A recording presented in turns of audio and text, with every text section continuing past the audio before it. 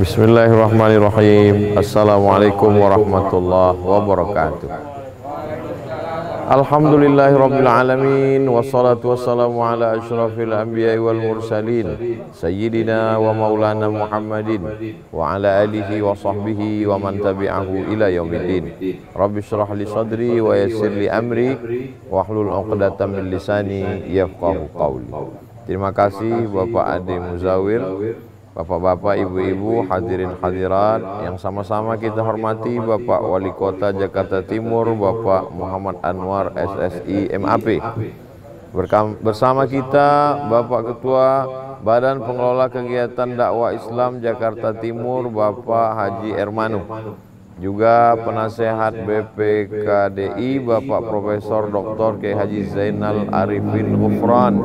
Para ketua DKM di bawah koordinasi BKWKDI, Ketua Majelis Ta'lim Silaturahmi Ibu Hajah Ratna Suminar, para pengurus dan jamaah masjid, dan seluruh hadirin yang mengikuti program kita ini secara online.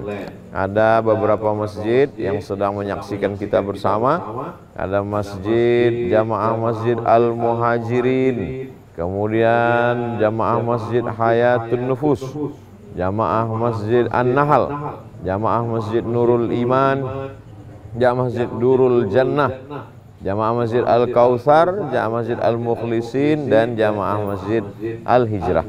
Baik yang ikut langsung live maupun yang mengikut menyusul belakangan, insya Allah semuanya mendapatkan barakah menuntut ilmu. Man kharaja fi talabil ilmi, siapa yang menuntut ilmu, fahuwa fi sabilillah, maka dia sama seperti orang yang berjihad fi sabilillah hatta yarji'a, sampai dia pulang ke rumah. Buku yang kita bahas ini 99 tanya jawab salat, dari mulai niat takbiratul ihram sampai salam.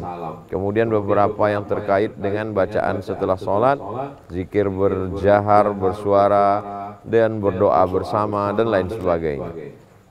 Saya hanya membahas sebagai pengantar dialog kita, lebih kurang 30 menit akan saya bahas yang menjadi kontroversial, ikhtilaf, ada masalah-masalah. Yang tidak ada masalah kita tidak bahas. Masalah yang pertama, bagi yang pegang buku bisa dibuka halaman 32.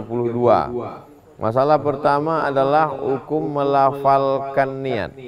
Kita tahu bahwa niat itu tidak bersuara, tidak berbunyi, dia ada di dalam hati. Lalu kalau niat itu di dalam hati, kenapa kita ada sebagian melafalkan niat? Niat salat maghrib, usolli fardal maghribi thalatha raka'atin adaan ma'muman lillahi ta'ala. Apakah itu niat? Apa sebenarnya niat itu? Mahallun niyati al-qalbu, tempat niat itu adalah qalbu, dalam hati. Kalau dalam hati maka dia tidak ada suara, tidak berbunyi.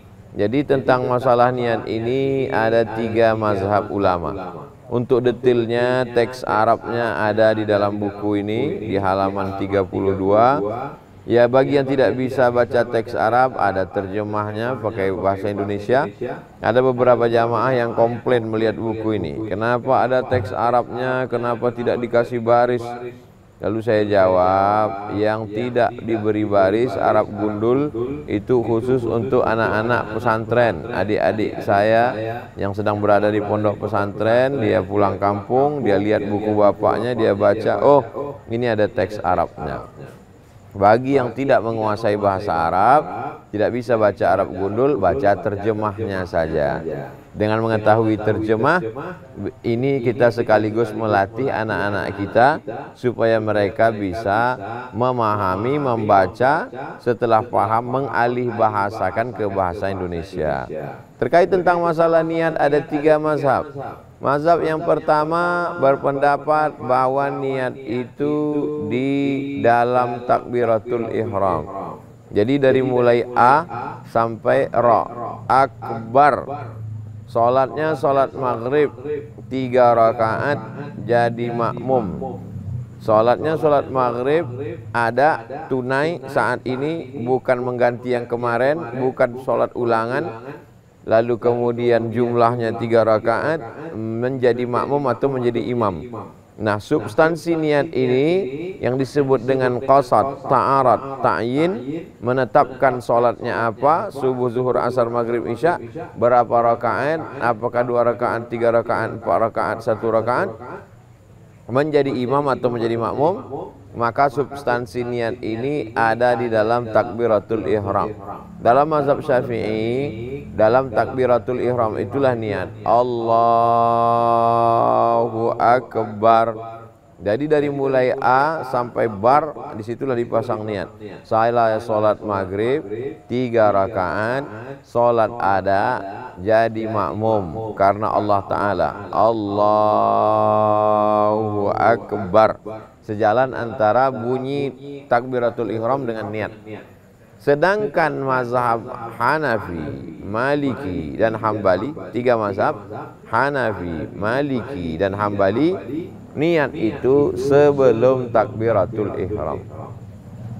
Jadi sebelum takbiratul ihram dia diam berniat, lalu kemudian setelah berniat baru dia angkat takbiratul ihram. Allahu Akbar.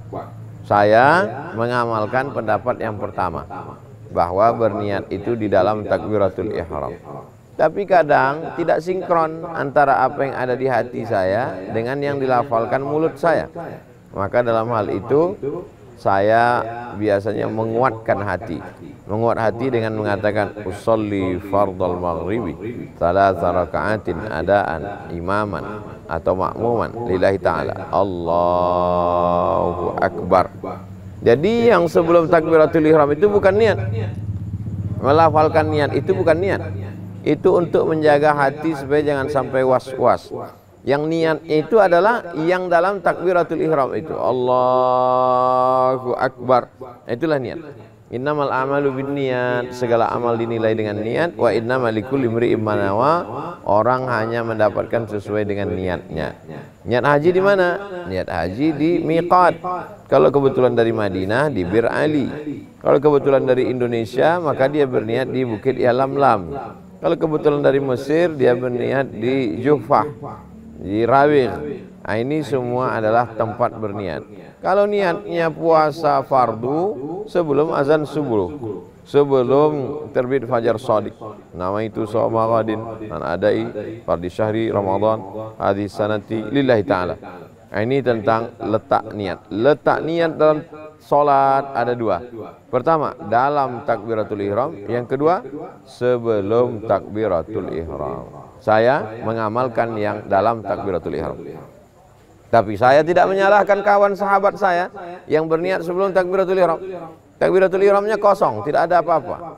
Niatnya sebelum takbiratul ihram. Maka ini tidak masalah. Yang jadi masalah adalah kalau niatnya setelah takbiratul ihram. Nah, ini masalah. Allahu Akbar. Setelah itu baru dia berniat. Nah, ini sholat zuhur apa asar? Asar aja. Nah, ini tidak bisa. Karena tidak sah sholat. Karena waktunya sudah lewat. Nah, ini tentang masalah niat. Baik, kita lanjutkan. Melafazkan niat sudah, waktu berniat sudah. Sekarang pembahasan mengangkat takbiratul ihram. Dalam mengangkat takbiratul ihram ada 2 hadis. Hadis yang pertama, idza kabbara, kalau Nabi bertakbir, rafa'a yadaihi, dia angkat kedua tangannya, hatta yuhadhiya bihima udhunaihi, sampai ke daun telinganya. Nah, ini hadis yang pertama. Nabi mengangkat tangan sampai ke daun telinga. Allahu Akbar. Hadis yang kedua mengatakan kana yarfa'u yadaihi. Nabi mengangkat kedua tangannya hadwa mankibaihi, sampai sejajar dengan mankibaihi, bahu. Allahu Akbar. Jadi kalau kita lihat ada yang mengangkat bahu, maka dia pakai hadis yang kedua. Kalau dia pakai sampai ke daun telinga, berarti dia pakai hadis yang pertama. Dua-duanya pakai hadis. Dua-duanya ahlus sunnah. Dua-duanya ahlus sunnah wal jamaah. Jangan sampai hanya karena perbedaan lalu kita keluarkan saudara kita dari ahlus sunnah. Lalu bagaimana dengan perempuan? Nabi tidak ada mengkhususkan sholat perempuan, tapi ada kaedah secara umum.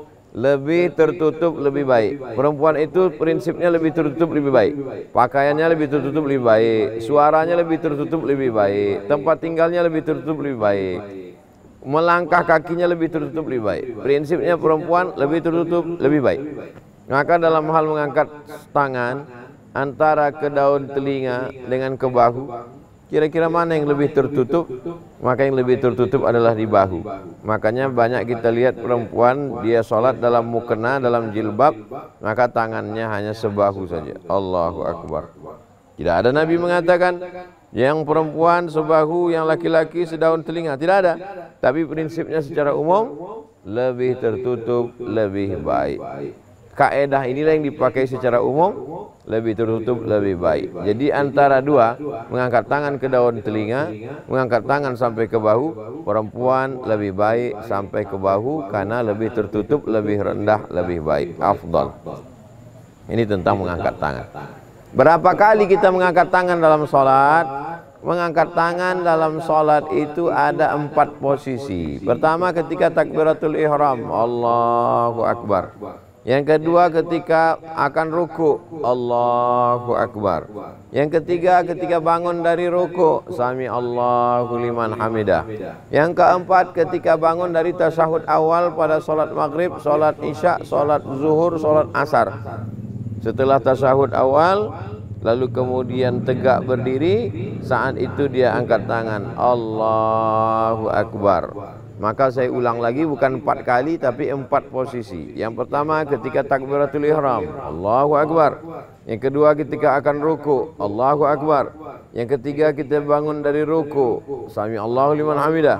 Yang keempat ketika bangun dari rakaat ketiga, rakaat kedua, bangun pada rakaat kedua, bangun setelah tasyahud awal, bangun ketika rakaat kedua setelah tasyahud awal pada solat maghrib, solat isya, solat subuh, solat zuhur, solat asar, kecuali solat maghrib. Nah ini tentang masalah mengangkat tangan. Kita lanjutkan masalah, karena intinya adalah masalah-masalah. Yang tidak ada masalah maka tidak perlu kita bahas. Tentang masalah membaca, ada beberapa bacaan, yaitu membaca Al-Fatihah. Apakah basmalahnya dibaca jahar atau sir? Karena ketika kita sholat di satu masjid, kita dengar bismillahnya jahar, jelas jahar. Bismillahirrahmanirrahim. Alhamdulillahi Rabbil Alamin. Tapi ada satu masjid lagi bismillahnya sir. Bismillahirrahmanirrahim. Alhamdulillahi Rabbil Alamin. Ar-Rahmanir-Rahim. Nah ketika dalam mendengar bismillah jahar dengan bismillah sir, mana yang kita ikut? Mana yang kita amalkan? Berapa mazhab sebenarnya dalam masalah ini? Maka dijelaskan di sini bahwa membaca basmalah pada awal Al-Fatihah ada 3 mazhab. Mazhab yang pertama mazhab Syafi'i, bismillah jahar. Bismillahirrahmanirrahim. Alhamdulillahi Rabbil Alamin. Mazhab yang kedua mazhab Hanafi dengan mazhab Hambali. Bismillahnya dibaca sir. Bismillahirrahmanirrahim.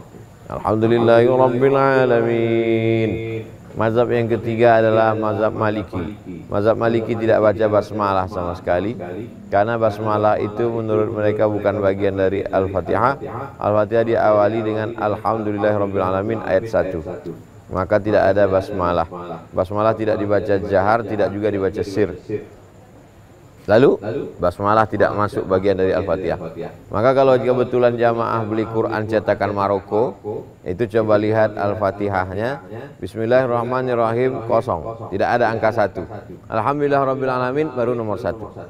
Beda dengan Quran cetakan Makkah, Madinah, Indonesia, Jakarta, Bandung, maka Bismillahirrahmanirrahim 1, Alhamdulillah Rabbil Alamin 2, Ar-Rahmanirrahim 3, Malik Yaumiddin 4, Iyyaka na'budu wa iyyaka nasta'in 5, Ihdinas siratal mustaqim 6, Siratal ladzina an'amta 'alaihim sampai urutan Al-Fatihah pun lupa mana ayat-ayatnya.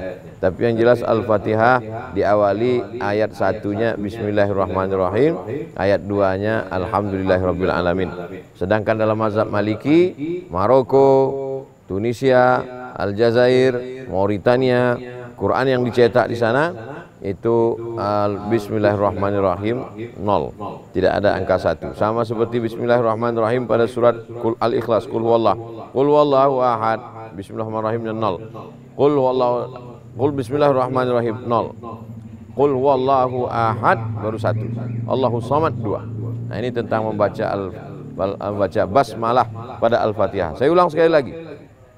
Membaca basmalah pada surah Al-Fatihah menurut mazhab Syafi'i jahar, Bismillahirrahmanirrahim. Menurut mazhab Hanafi dengan Hambali dibaca sir, Bismillahirrahmanirrahim. Alhamdulillahirabbil alamin. Menurut mazhab Maliki tidak baca basmalah sama sekali. Allahu akbar, alhamdulillahirabbil alamin. Lalu apakah karena berbeda mazhab lalu kita tidak mau bermakmum kepada imam yang bermazhab selain mazhab kita? Maka dalam sejarah Islam, Makkah itu dulu masyhur populer dengan mazhab Maliki. Karena Imam Malik bin Anas tinggal di Makkah, maka murid-murid beliau mengembangkan mazhab Maliki di Madinah. Maka mazhab murid-murid dari Imam Malik bin Anas, Imam Maliki, mengajar menjadi imam di Madinah, Al-Madinah Al-Munawwarah. Maka pada musim haji ada makmum yang datang dari Mesir, mazhabnya Syafi'i. Ada yang dari Baghdad, mazhabnya Hambali. Ada yang dari Mesir, berbagai macam mazhab. Ada yang dari Kufah, Irak, mazhabnya Hanafi. Karena Imam Hanafi dikuburkan di Kufah, Imam Syafi'i dikuburkan di Mesir. Maka murid-murid mereka, mayoritas masyarakat ikut pada mazhab mereka. Maka ketika musim haji, yang mazhab Syafi'i, yang mazhab Hambali, yang mazhab Hanafi bermakmum kepada mazhab Maliki. Jadi tidak ada halangan, imamnya mazhab Maliki, makmumnya bermazhab Hanafi, Hambali dan Syafi'i. Nah, ini semua pelajaran tentang bagaimana sholat berjamaah dengan imam yang berbeda mazhab dengan makmum, selama tidak melanggar aturan sholat, membatalkan wudhu dan lain sebagainya. Kita lanjutkan tentang masalah membaca ayat panjang pendek ayat. Ini banyak sekarang masjid panjang pendek ayatnya tidak jelas, sehingga ada imam yang kebetulan dia hafal Quran, dia baca sepanjang-panjangnya. Ada imam yang tidak hafal, dia baca sependek-pendeknya. Jamaah yang terbiasa pendek, ketika ketemu imam yang panjang, dia unjuk rasa minta ganti imam. Nah, ini masalah. Maka Imam Nawawi sudah membuat satu batasan bahwa ada ayat yang dibaca ayat panjang. Ayat panjang itu startnya dari surat Al-Hujurat sampai ke An-Naba. Ini dibaca pada sholat subuh dan zuhur. Lalu kemudian ada yang sedang, itu dari surat An-Nazi'at sampai Wadduha. Itu dibaca pada asar dan isya. Sedangkan yang pendek dibaca dari Alam Nashrah sampai An-Nas, itu dibaca pada sholat maghrib. Nah, ini batasan ini karena mesti ada standarnya. Kalau tidak nanti jamaah kelahi antara panjang pendek. Yang suka panjang dia tenang dengan imam itu, yang tidak suka panjang, ayat-ayat yang panjang ini mengganggu dia, akhirnya dia minta supaya imam baca ayat pendek. Nah, ini menjadi masalah nanti. Nampaknya kecil sepele tapi bisa menjadi masalah. Lalu kemudian ketika rukuk dan sujud, berapa jumlah tasbih yang dibaca? Qala Ahmadu fi risalatihi. Imam Ahmad berkata dalam risalahnya, Ja'al hadithu anil Hasanil Basri. Ada hadis dari Imam Hasan Al-Basri, dia berkata, at-tasbihut tamu sab'un. Tasbih yang sempurna 7. Subhana rabbiyal a'la wa bihamdi, subhana rabbiyal a'la wa bihamdi, subhana rabbiyal a'la wa bihamdi, subhana rabbiyal a'la wa bihamdi, subhana rabbiyal a'la wa bihamdi, subhana rabbiyal a'la wa bihamdi, subhana rabbiyal a'la wa bihamdi. 7 kali. Wal wasatu khamsun. Yang sedang itu 5 kali. Subhana rabbiyal a'la wa bihamdi, subhana rabbiyal a'la wa bihamdi, subhana rabbiyal a'la wa bihamdi, subhana rabbiyal a'la wa bihamdi, subhana rabbiyal a'la wa bihamdi. Wa adnahu, yang paling pendek, yang paling sedikit adalah salatun, 3. Subhana rabbiyal a'la wa bihamdi, subhana rabbiyal a'la wa bihamdi, subhana rabbiyal a'la wa bihamdi. Nah, ini pun juga bacaan tentang masalah sujud, tentang masalah bacaan ruku ini. Kalau kita tidak ada batasan standarnya, nanti kebetulan ada orang yang terbiasa tahajud sujudnya lama, dia baca sujud lama-lama. Nanti makmum yang di belakang komplain karena begitu bangun hitam semua dia lihat, dia sangka mati lampu padahal dia sudah hitam. Nah, ini semua penting. Nampaknya sepele, tapi ibadah tidak bisa pakai perasaan. Ibadah itu ada standarnya, ada rukunnya, ada syaratnya, ada wajibnya, ada sunatnya, ada halalnya, ada haramnya. Itu dipelajari semua dalam fikih. Maka sesungguhnya 99 tanya jawab salat ini adalah bagian dari fikih salat. Kemudian tentang bacaan ketika ruku. Bacaan ketika ruku banyak sekali. Ada yang subhana rabbiyal azim, tidak pakai wa bihamdi. Tapi yang riwayat dari Imam Al-Baihaqi, Ad-Darqutni, Abu Dawud, maka pakai wa bihamdi. Subhana rabbiyal azimi wa bihamdih. Lalu kemudian riwayat yang ketiga, subhanakallahumma wa bihamdika Allahumma ghfirli. Nah, ini banyak sekali riwayat-riwayat dari para ulama yang diriwayatkan dari Nabi Muhammad sallallahu alaihi wasallam. Kita lanjutkan. Kalau habis waktu tolong sampaikan Pak Adi Musawir. Ketika sujud mana yang lebih dahulu menyentuh lantai?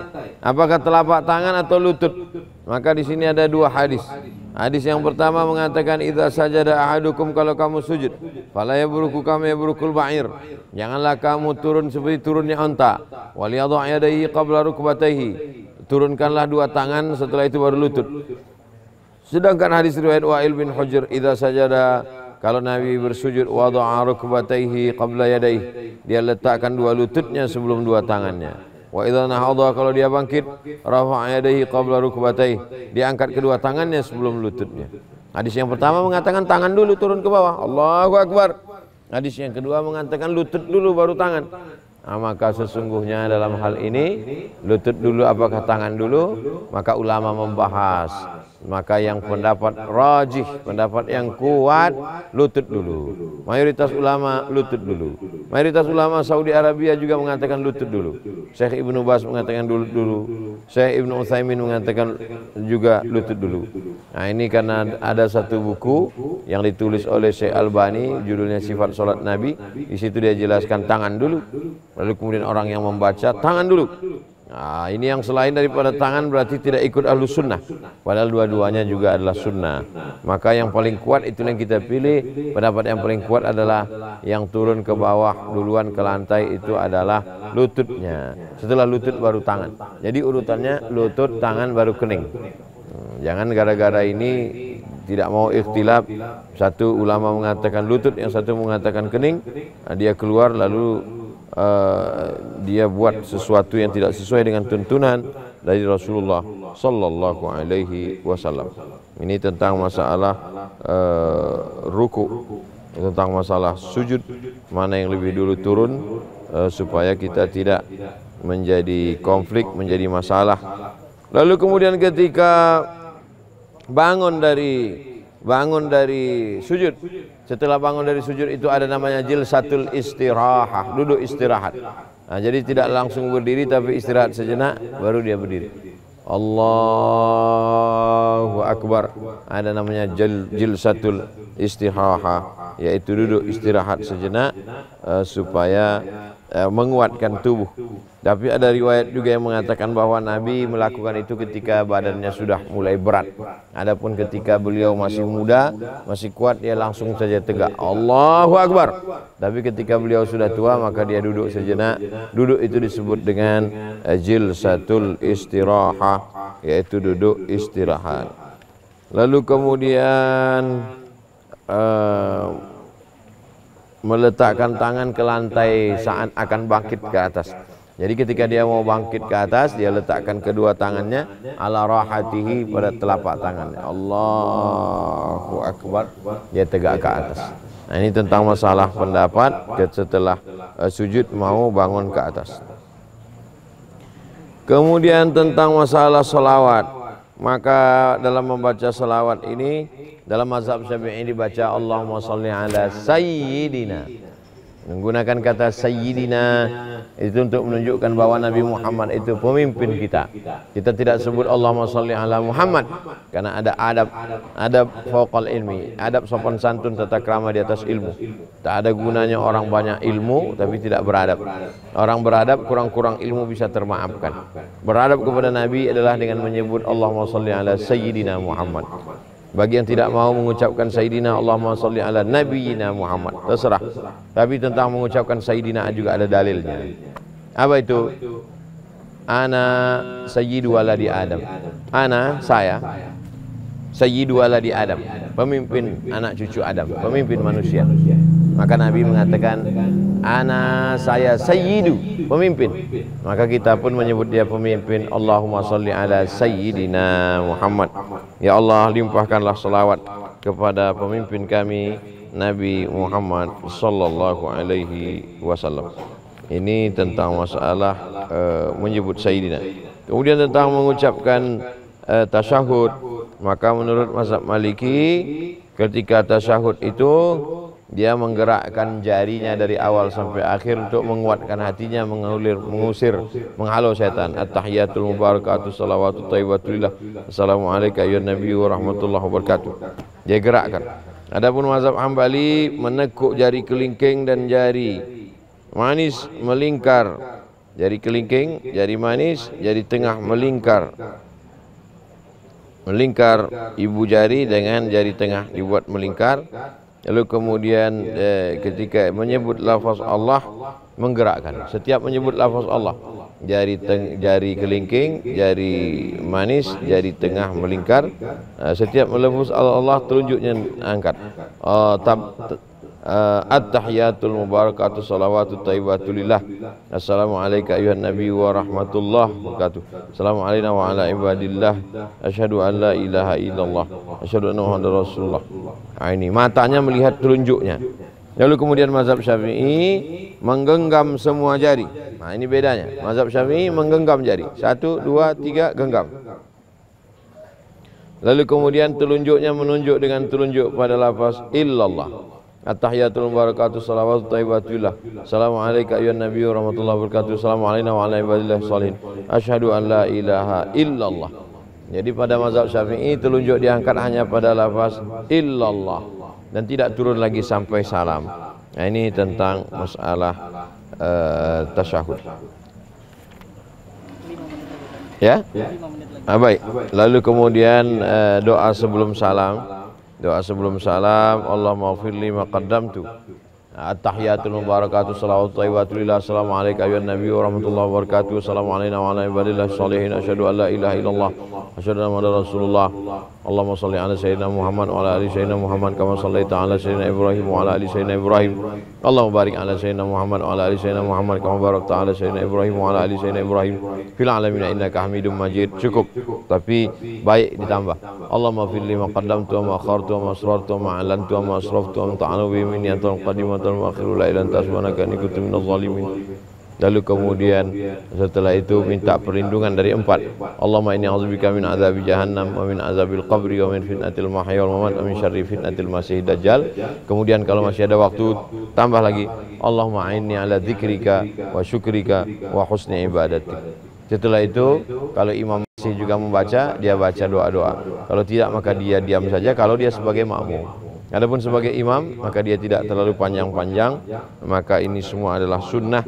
Idza amma ahadukum, kalau kamu jadi imam falyukhaffif, maka ringankanlah. Tapi ringan pun ada batasannya dari Nabi Muhammad sallallahu alaihi wasallam. Setelah selesai salam, Assalamualaikum warahmatullahi wabarakatuh. Assalamualaikum warahmatullahi wabarakatuh. Maka imam menghadap kepada jamaah. Pendapat yang pertama mengatakan imam menghadap kepada jamaah karena memang Nabi menghadap kepada jamaah dan bertanya, inspeksi, asyahidun fulan, asyahidun fulan, asyahidun fulan. Mana si fulan, mana si fulan, mana si fulan. Tapi ada juga riwayat kedua, Nabi miring ke kanan. Jadi kalau sana kiblat, setelah salam Nabi miring ke kanan, lalu kemudian badan sebelah kanannya itu menghadap kepada jamaah karena jamaah meminta barokah sebelah kanan. Nah, ini tentang setelah salam bahwa ada adab-adab yang diajarkan oleh Nabi Muhammad sallallahu alaihi wasallam. Saya kira itulah pengantar dialog kita pada kesempatan kali ini. Adapun untuk tanya jawab interaktif, saya serahkan kembali kepada Bapak Ade Muzawir. Terima kasih, jazakumullah khairan. Wassalamualaikum warahmatullahi wabarakatuh.